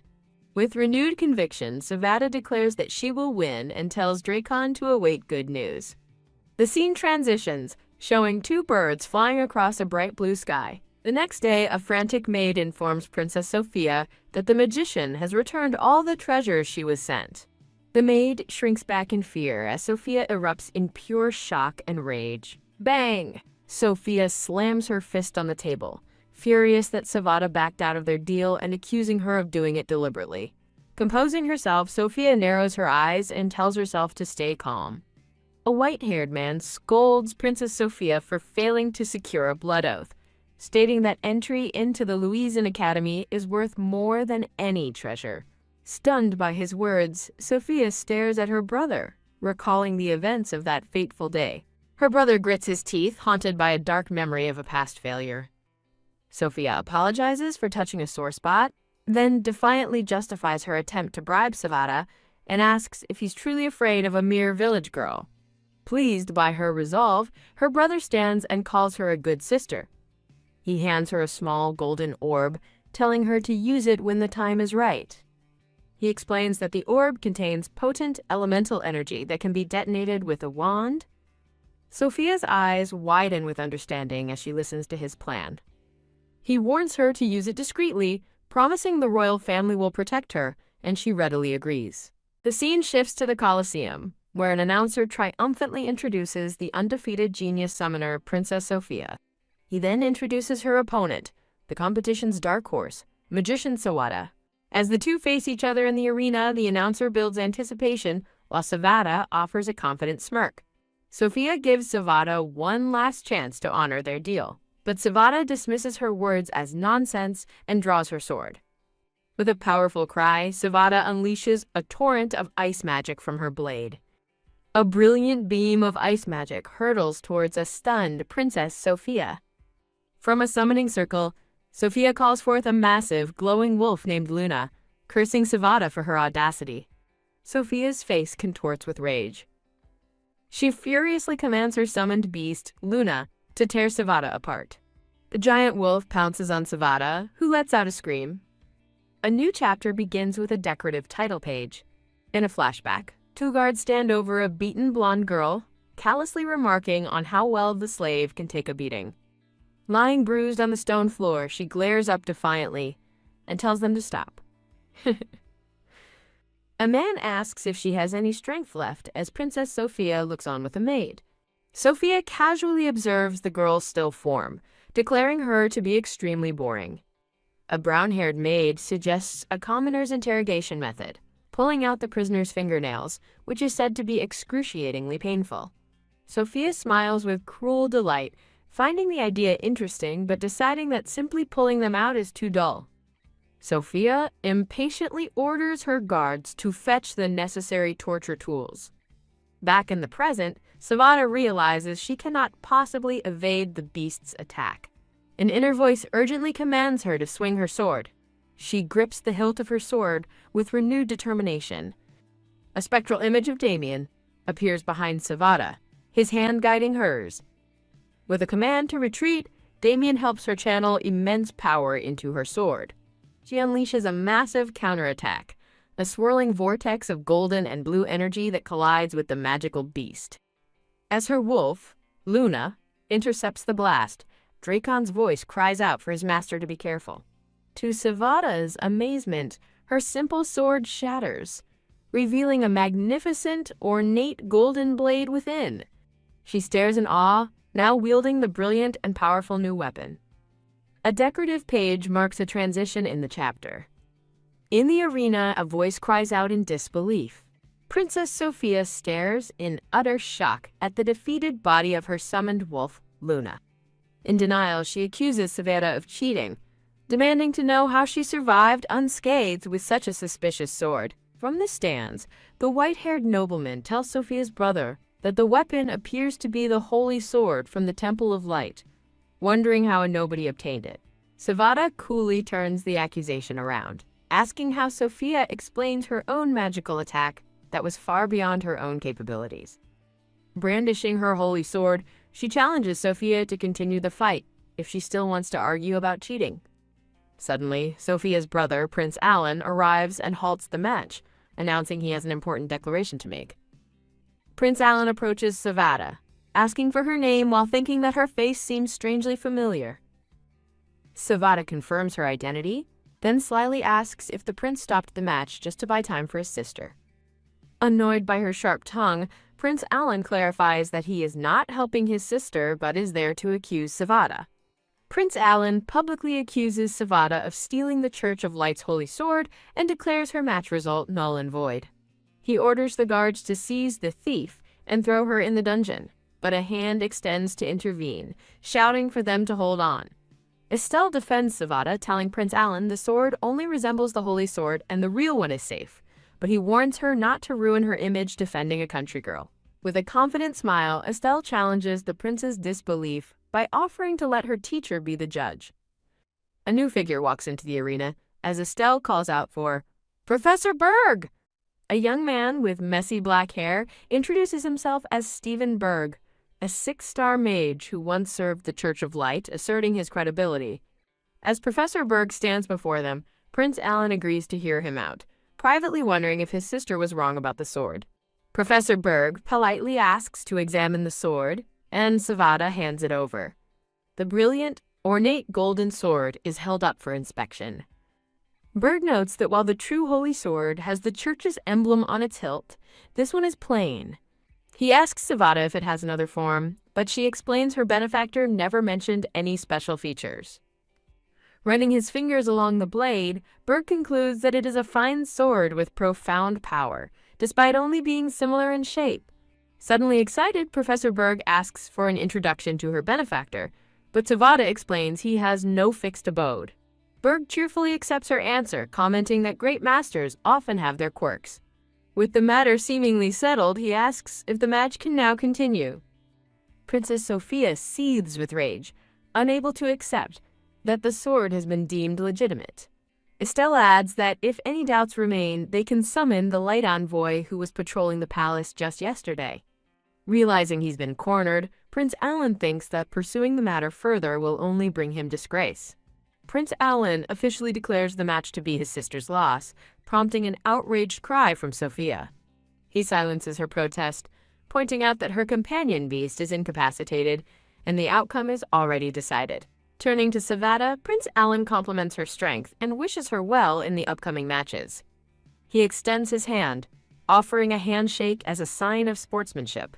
Savada stares blankly at his outstretched hand, remaining silent. She pointedly turns away, leaving him stunned. He thinks of her arrogance and resolves to win the upcoming talent competition. As the scene transitions to a warm fireplace, a narrator notes Prince Alan's reputation for having a rare, divine companion beast.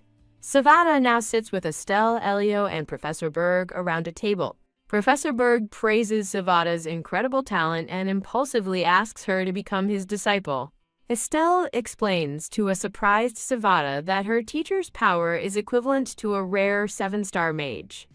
Savada recalls her earlier conversation with Estelle and Elio, where Elio mentioned rumors that the magic department students were weaker than the warrior departments. A hand slams down on the table in fury as someone demands to know who is spreading such rumors. Professor Berg erupts, declaring the magic department's superiority, while Estelle desperately tries to calm him down. Composing himself, Berg argues that their department's education is better and insists Savada's magical talent would be wasted on physical training. Savada gently shakes her head, stating her belief that true power is a balance of both. Professor Berg concedes her point has merit but cautions that most people can only master one discipline in their lifetime. Suddenly filled with passion, he gives her a thumbs up and promises to support her ambitions wholeheartedly. Savada reflects on Estelle's kindness and her promise to consider joining the magic department. Sensing her hesitation, the light blue-haired man offers to help her with whatever problem she is facing. Savada looks troubled as she asks if he knows about the secret art of stealing another's companion beast. The light blue-haired man's expression hardens at her question. Professor Berg is shocked, asking why she would inquire about such a dangerous and forbidden form of black magic. With a dark look, Savada wonders aloud if Prince Alan's companion beast was originally hers. The shocking implication stuns Professor Berg, Elio, and Estelle. Professor Berg asks if she's serious, and Savada confirms it, revealing how Alan schemed against her and left her for dead in a deep abyss. She lowers her head, overcome by the painful memory of his betrayal. Turning to Estelle, she apologizes for using a false name, explaining she must do so until she achieves her revenge. Estelle takes Savada's hands, offering her silent, unwavering support. Looking toward her teacher, Estelle calls out to him with purpose. Professor Berg realizes that if Savada's claim is true, he has found a once-in-a-generation talent. Filled with determination, he resolves to help his future disciple and seize this incredible opportunity. Savada offers her new mentor a small, grateful smile and a quiet thank you. The scene shifts to a grand room where Prince Alan stands before a line of mysterious black-hooded figures. 3 of the hooded men, all with graying beards, exchange nervous glances. A gray-bearded man in a black hood warns Prince Alan that acting extremely could permanently damage their target, which was already weakened by their plundering method. Ignoring the warning, Prince Alan unleashes a powerful gale flash attack. With a rush of wind, Prince Alan speeds past a hooded figure in a blur of golden light. Roar! A massive, winged unicorn is engulfed in flames, crying out in agony as a small, cloaked figure looks on. Back in the arena, Savada tears off her own cloak with fierce determination. Facing the enraged, fiery beast, Savada realizes her companion, Dragon, doesn't recognize her, and their telepathic link is blocked. Prince Alan smirks, boasting that his divine beast is far superior to Savada's artifacts. Savada glares back with utter contempt, calling him a shameless fellow. In the stands, Professor Berg wonders aloud why Savada seems ready to attack the beast if it's actually hers. Estelle observes the beast's violent aura, concluding that it has lost its sanity. Professor Berg suspects the Phanero's kingdom is responsible and decides they must wait for Savada to reclaim the beast before intervening, as planned. The frenzied beast strikes, sending Savada flying across the arena as Estelle screams her name in horror. Elio shakes his head, reminding the others that this is Savada's revenge and they must wait. Elio quietly hopes that the mysterious figure from before will appear if Savada's life is truly in danger. The trio watches with grave concern as Professor Berg mutters Savada's name. With a fierce look, Savada raises her golden sword, parrying the attack with a burst of purple energy. Prince Alan holds the chains, controlling the wounded, white-winged beast, as Savada thinks he is truly seeking death. Deciding not to waste energy trapping him, Savada glares as the enraged beast roars. The magnificent winged unicorn crackles with powerful golden lightning. Savada reaches out with a bleeding hand as the electrical energy surges toward her. With a determined cry, she shouts the command to seal. The golden lightning transforms into chains of energy, binding the struggling unicorn. The beast's red eyes glow as the magical seal takes hold. Recognizing her use of blood magic, Prince Alan refuses to be underestimated and prepares a thunder summon. A small, horned, winged creature appears amidst purple lightning, vowing to protect its master as Savada is suddenly bound in golden chains. Prince Alan smirks, surprised to learn that she is also a summoner. He smugly declares that both she and her summon are waiting to die, and that he will graciously bury them together. Bleeding and bruised, Savada looks up at him and asks if he's found his stolen divine beast to be useful. Enraged, Prince Alan unleashes a thunderstrike, but is shocked when his spell fails, wondering what's happening. A massive, glowing blue magic circle spreads across the arena floor, trapping Prince Alan and his beast within its crackling energy. Her face a mask of fury, Savada vows that stolen things must be returned and that today he will repay her in full. The scene abruptly shifts to a brown-haired man lunging forward, unleashing a powerful beam of energy. A narrator explains the legend of the Grand Hybrid, an angel-demon offspring who, as an apex hybrid, can destroy the universe. A man in a suit floats in a void, ethereal green wings and waves of blue energy flowing behind him. A promotional image displays a menacing red eye within a web of red lightning, advertising a new project. Returning to the arena, Prince Alan brandishes a magnificent golden staff, gathering his power. Ugh! He strains, struggling to maintain control of his weapon against the overwhelming magical pressure. The gray-bearded elder shouts for the prince to hold on, but Professor Berg stops him, reminding him that spectators must not intervene. The elder accuses Savada of using forbidden techniques, but Berg sarcastically notes that the Phanero's Kingdom's elders seem to be experts on the subject. In a framed portrait, Professor Berg explains that since high-ranking envoys are present and silent, there must be a reason they haven't intervened. He sternly advises the elder not to treat everyone like fools, leaving the man speechless and panting with frustration.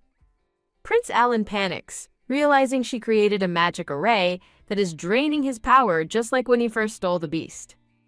In horrified denial, he refuses to believe she is the talentless girl he left for dead, and demands to know her true identity. With a faint smirk, Savada's dark hair begins to transform into flowing blonde locks as she offers a cold apology. The transformation completes, revealing Aura in her true blonde-haired form, who states she was lucky not to die, leaving Prince Alan stunned.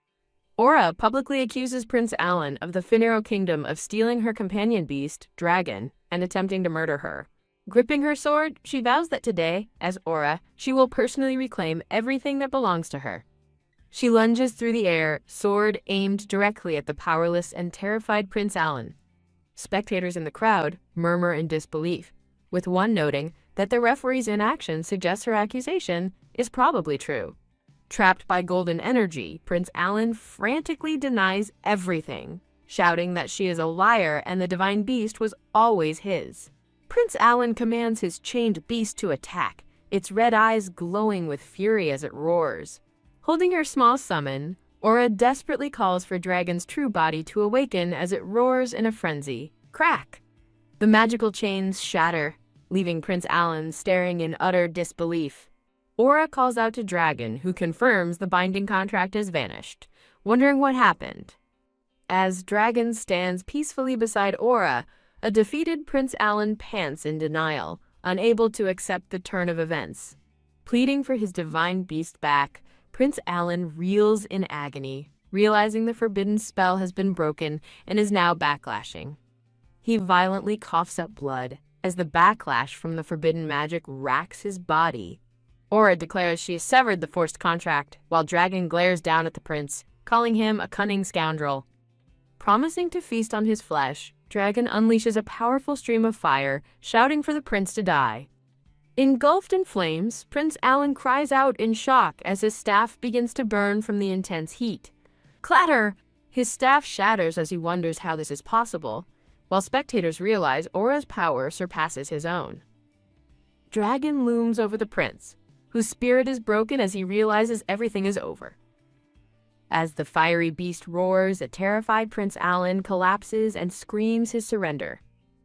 Suddenly, a mysterious hooded figure appears, effortlessly stopping the flames and questioning the prince's surrender as Aura watches. Aura looks on, her mind resolved. She cannot simply let him go after everything he has done. A menacing red eye appears in a web of lightning, advertising a new project. Kneeling in defeat, Prince Alan can't believe he lost to the trash he left for dead. Wondering what she endured to become so powerful, Alan resolves to eliminate her, but Aura taunts him for hiding behind others, leaving him speechless with rage. As his retainers urge him to leave, Aura shouts to the crowd that his silence is an admission of guilt. She condemns the prince for using forbidden techniques and murder, declaring the entire Phaneara royal family despicable. Enraged, Prince Alan refutes her claims, accusing her of using a false identity and forbidden magic to steal his beast. He orders his men to seize her, but they hesitate, caught between his command and the public spectacle. An elder advises him against acting rashly, but Alan ignores him, consumed by his need for revenge, as Aura mockingly invites a discussion. Her eyes burn with a golden light, revealing her unshakable resolve. She challenges the prince's narrative, demanding to know who is truly the liar. The prince's hooded retainers conspire, deciding they must kill Aura now while she is vulnerable, and before her new alliances make her untouchable. The gray-bearded elder unleashes his power, casting a spell to seal the entire arena within a boundary. From the stands, Estelle and Professor Berg watch in horror, realizing the boundary has been raised to trap and harm Aura. In a blur of motion, someone rises to their feet with urgent intent. Professor Berg urgently declares they must break the boundary, praying Aura can hold out until they do. Estelle desperately cries out for Aura to hold on, as the light blue-haired man watches with a grim, determined expression.